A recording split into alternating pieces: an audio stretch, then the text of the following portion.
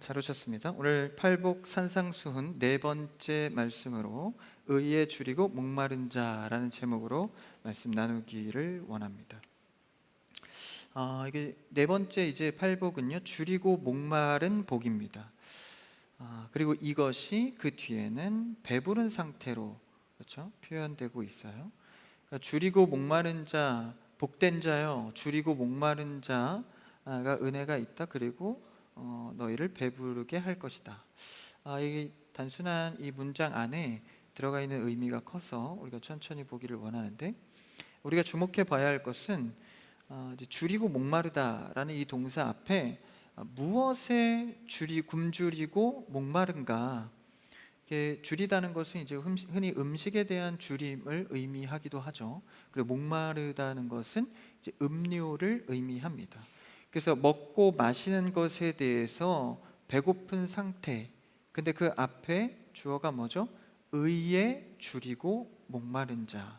그럼 우리가 이 줄이고 목마른 의미는 좀 차치하고 중요한 것은 이 의라는 실체입니다.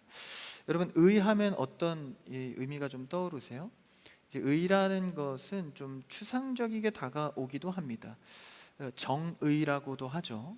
이게 의로운 것, 뭐 이런 걸 생각할 때 뭐 선하고 좀 베풀고 좀 올바르게 사는 것을 생각하게 됩니다. 바르게 사는 거죠. 물론 이 정의 같은 바르게 사는 것에 대한 의미도 우리의 삶에 분명히 필요한 영역입니다. 그러나 우리가 오늘 볼 이 의는 성경적 가치 속에서의 의를 말합니다. 그러니까 우리가 흔히 생각하는 사회적 의, 정의, 선한 것과 또 성경적 의, 성경적 선한 것은 좀 차이가 있습니다. 그래서 좀 이 의에 대해서 좀 애매하게 다가올 때가 많은데, 우리는 오늘 시각을 성경에 맞춰서 이 의를 좀 바라보기를 원합니다. 산상수훈의 절정의 메시지가 이제 5장, 6장, 7장에서 이 6장에 나오는데, 마태복음 6장 33절에서 이렇게 말해주고 있거든요. 산상수훈의 핵심 말씀입니다. 한번 읽어볼까요? 같이요. 시작. 그의 의를 구하라. 그리하면 이 모든 것을 너희에게 더하시리라. 한 번만 더 읽어볼까요? 합독으로 같이요. 시작. 그런즉 너희는 먼저 그의 나라와 그의 의를 구하라. 그리하면 이 모든 것을 너희에게 더하시리라. 이 유명한 말씀이 산상수훈의 핵심이 되는 메시지입니다. 그의 나라와 그의 의, 여기서도 의가 나오죠. 그의 의를 구하라. 그리하면 모든 것을 더하시리라. 이 6장 33절의 말씀이요, 오늘 5장 6절의 말씀과 굉장히 맞닿아 있습니다. 왜냐하면 이 모든 것을 너희에게 더하시리라는 표현이 정확하게 배부름을 얻는다는 것과 같은 의미로 쓰였습니다. 그러니까 우리가 배부르다는 것은 어떤 플러스 되는 것, 상대적으로 더 많이 갖게 되는 것을 의미하는 것이 아니라, 여기 오늘 6장 33절에 나오는 것처럼 이 모든 것을 더한다는 것은 상대적 가치가 아니라 절대적 가치를 의미합니다. 그러니까 상대보다 조금 더 가진 상태, 좀 더 나아 보이는 상태가 아니라, 오늘 말씀의 이 배부름은요, 내가 절대적으로 만족하게 되는 것을 의미합니다. 더 갖게 되는 것이 아니라 누리는 만족을 의미하는 것이죠. 그래서 우리는 일상을 살아가면서 성도로서 무엇에 만족하며 살아가는가를 돌아봐야 합니다. 오늘 주님께서 우리에게 배부를 것이다 라고 말한 것은 절대적 가치로 영원한 만족을 의미합니다. 그래서 오늘 주제는 이 그리스도인들에게 주는 귀한 가치인 마태복음 6장 33절의 가치가 포함되어져 있는 말씀으로 볼 수 있는 것이죠.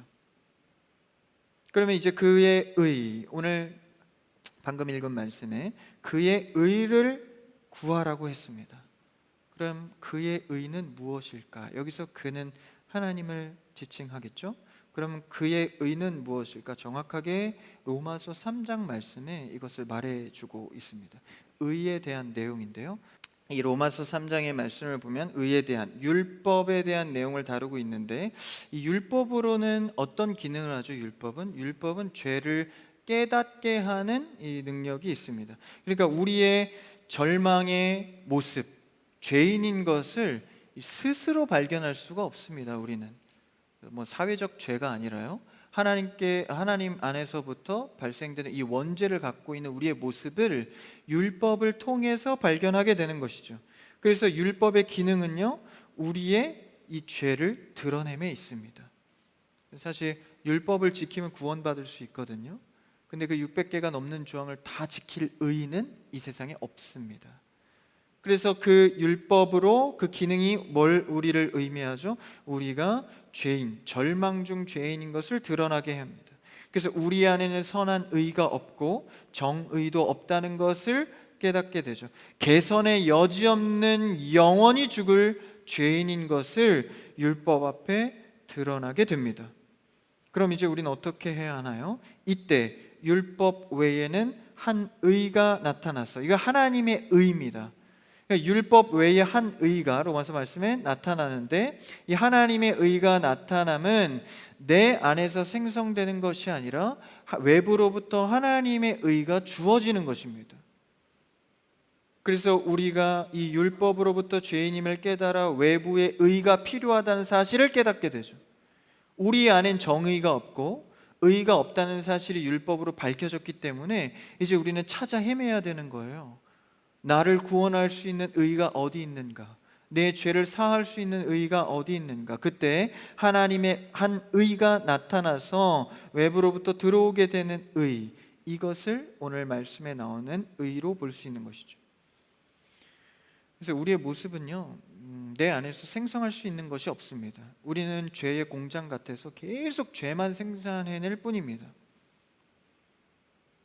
그래서 아까 읽은 말씀에서 구약 성경에서 율법과 선지자들을 통하여서 계속해서 전해져 온 내용입니다. 계속해서 말씀하신 이 율법과 선지자들을 통하여서 전해져 온 내용입니다.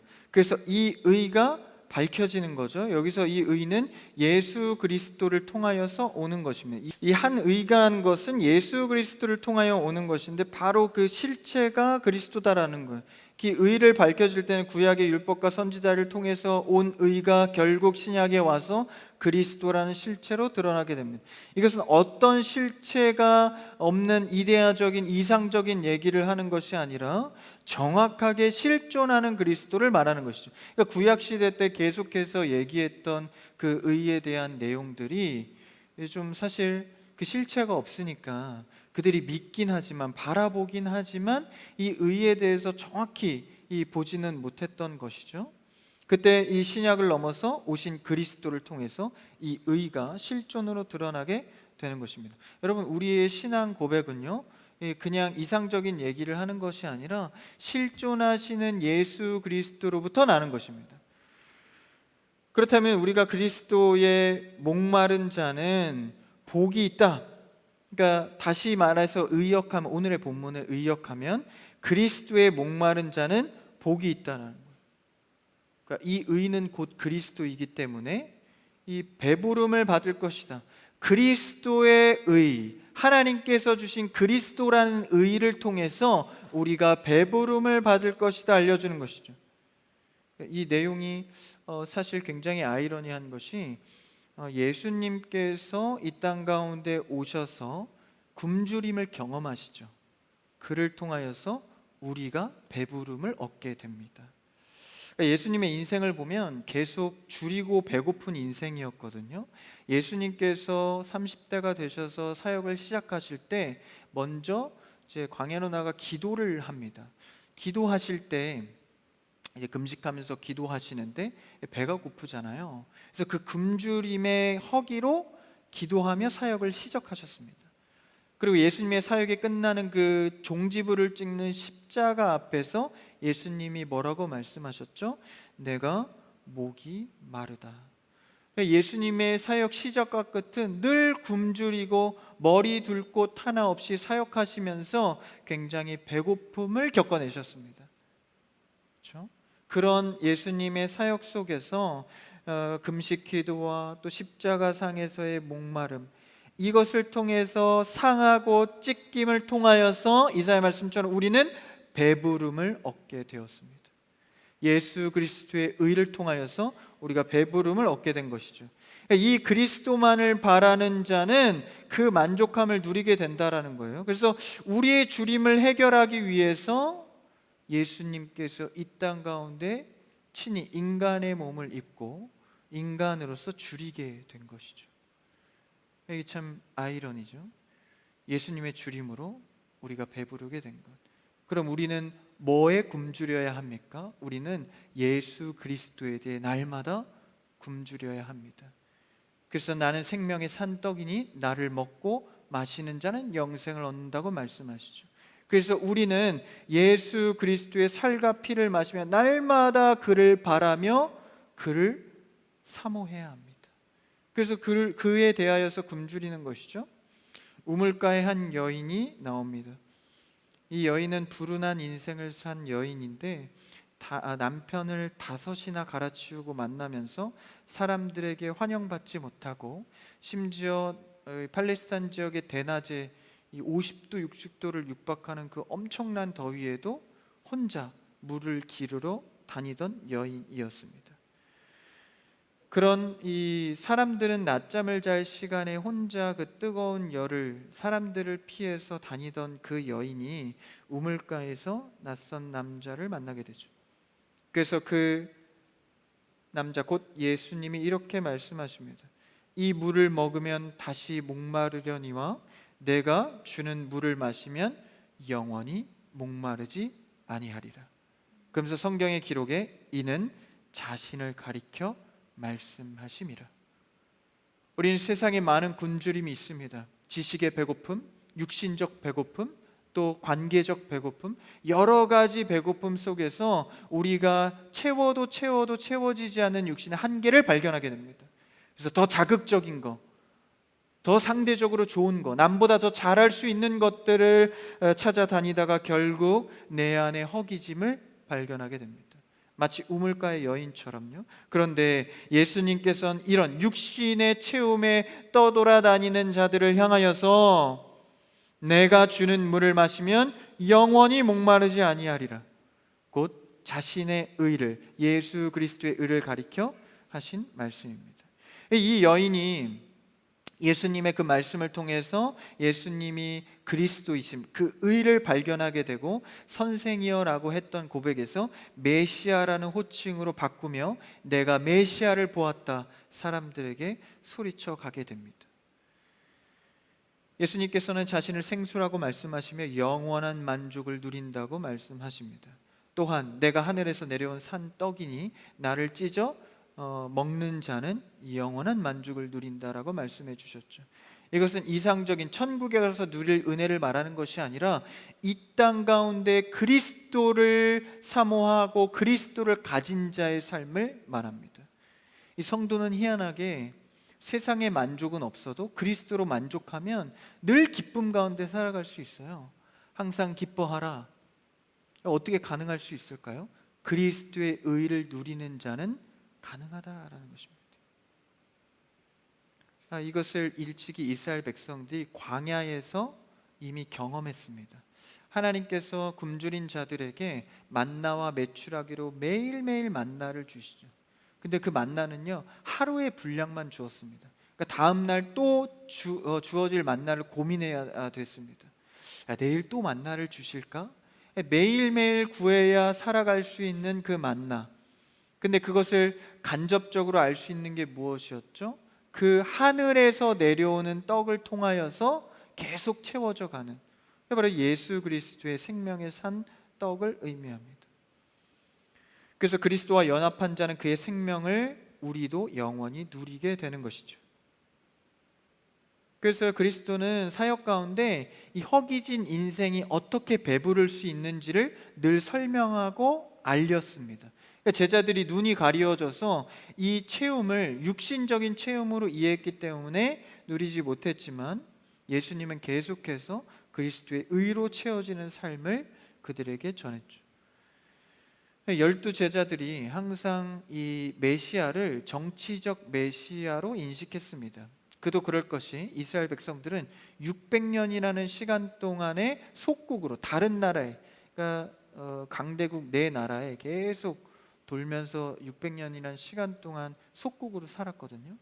그러면서 다윗의 자손을 통하여서 나라가 해방된다는 그 약속이 있었기 때문에 이 메시아를 바라볼 때, 야, 우리가 좀 이제는 강대국에서 해방되는 이 정치적 메시아를 600년 동안 꿈꾸어 온 겁니다.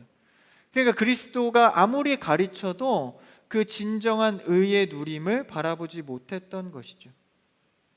그래서 예루살렘에 예수님께서 입성하실 때도 호산나 호산나 우리를 구원하실 왕이시여, 이 고백도 역시 로마로부터 해방시켜줄 예수님을 바란 것입니다.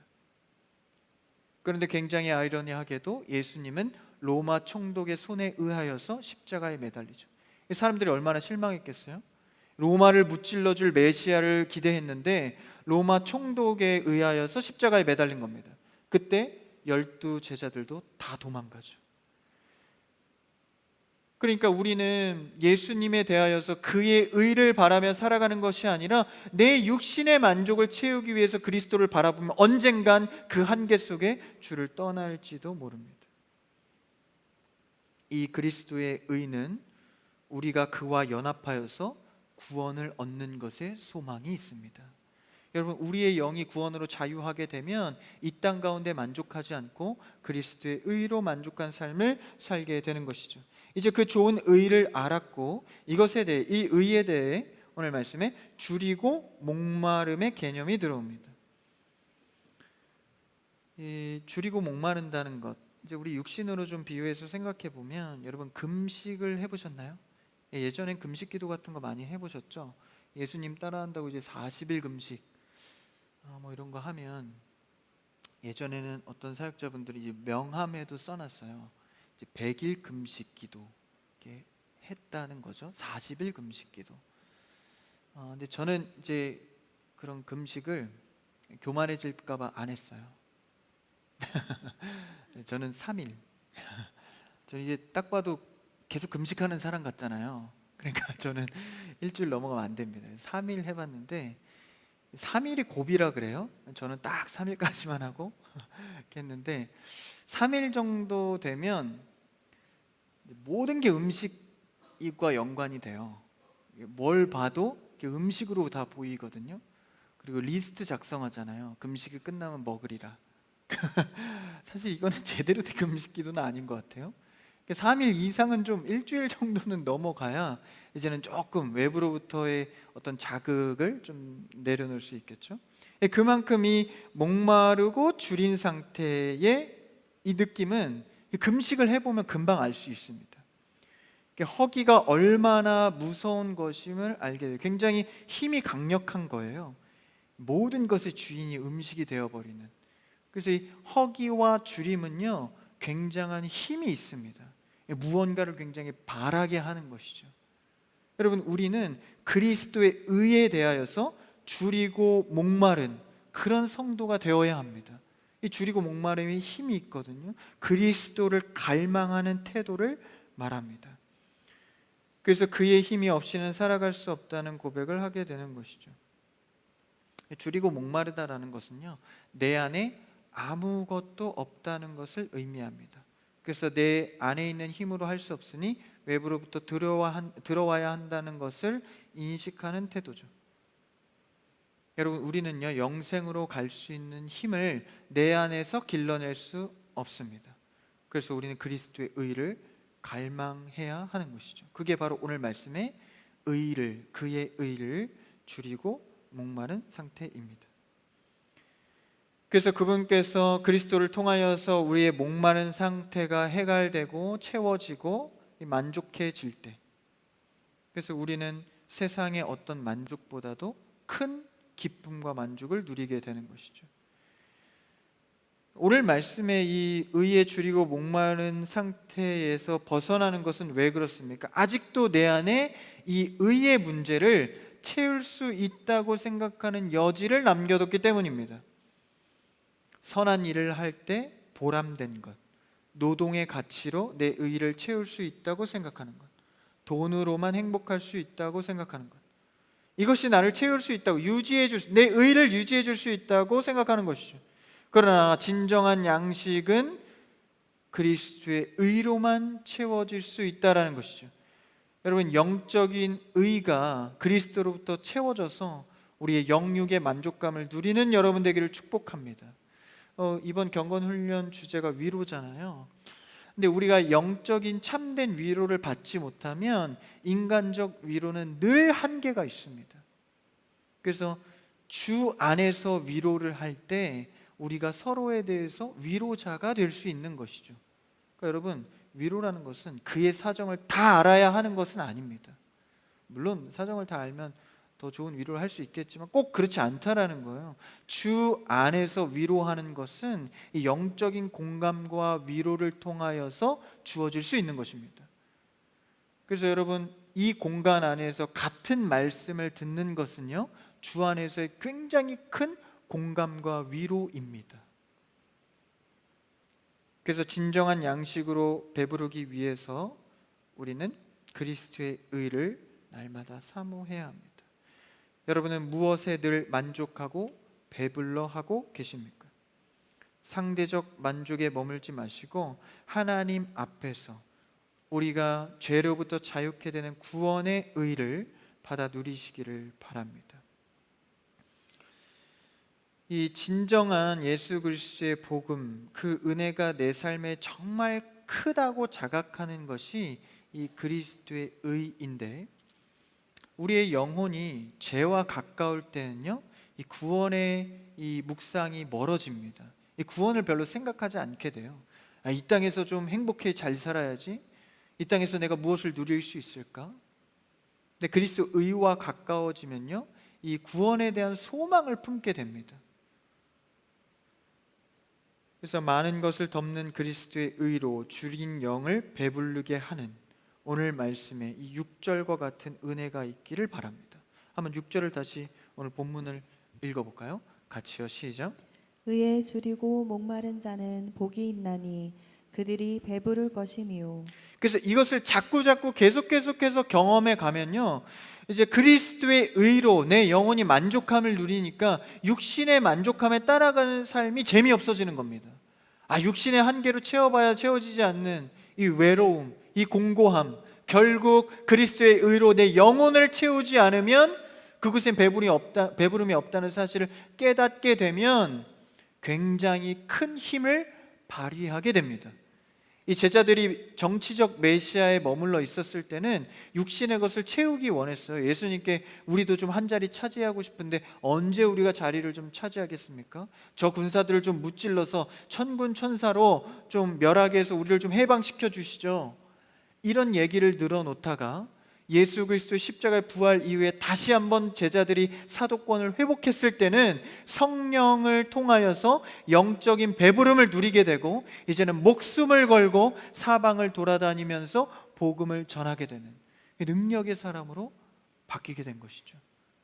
사도 바울도 하나님을 지식적으로 머물러 있다가 예수님을 다메섹 도상에서 만나게 되고 3일 동안 눈이 멀어 그 다음에 새로운 눈이 띄어지게 된 뒤에는 목숨을 걸고 복음을 전하게 됩니다. 능력이 생긴 거예요. 그래서 여러분, 사역은, 복음 전하는 일은요, 성격으로 하는 것이 아닙니다. 혹자는 얘기하죠. 야, 저 사람은 복음 잘 전하는 은사가 있어서 그래, 성품이 그래서 그래. 야, 복음 잘 전하려면 MBTI도 좀 이 성향이 좀 맞는 것 같고, 이런 분석적인 얘기를 해요. 근데 여러분, 우리는 그렇지 않습니다. 성령을 통하여서 그리스도의 의에 충만한 자들은 내가 할 수 없는 일들을 하게 되죠. 보지 못하던 것을 보게 됩니다. 만나지 못하던 사람들을 만나게 되는 것이죠. 그리스도의 의에 줄이고 목마른 자들이 그 풍요로운 의를 누리게 될 때 사도행전 이후의 제자들처럼 머리 둘 곳 없는 예수님이지만 그 십자가의 죽음으로 승리를 얻었던 것처럼 죽음을 두려워하지 않고 복음을 향해 그리스도인으로서 살아가게 되는 것이죠. 여러분, 신앙생활은요, 그리스도의 의가 채워져서 기쁨으로 하는 겁니다. 그래서 억지로 하거나 끌려다니며 하는 것은 사실 우리의 지향점이 아닙니다. 그래서 여러분들 사역하거나 예배 드릴 때 기쁨이 없으면 심각하게 돌아보셔야 합니다. 전사님, 저는 사역하면서 내 안에 기쁨이 없어요. 예배 드리는데 먹먹하고 기쁨이 없어요. 여러분, 이 팔복의 말씀을 통해서 그리스도의 의를 목마르고 주림을 통하여서 그리스도의 의로 채워져야 한다라는 것이죠. 여러분, 우리는 이 팔복의 네 번째 말씀을 통하여서 그리스도를 통한 의의 양식이 부요해지기를 축복합니다. 부요해지기를 축복합니다. 여러분의 영이 그리스도의 의로 만족해 되기를 축복합니다. 그래서 육신으로 채울 수 없는 일들을 영을 통하여서 기쁨으로 채워가시기를 주님의 이름으로 축복합니다.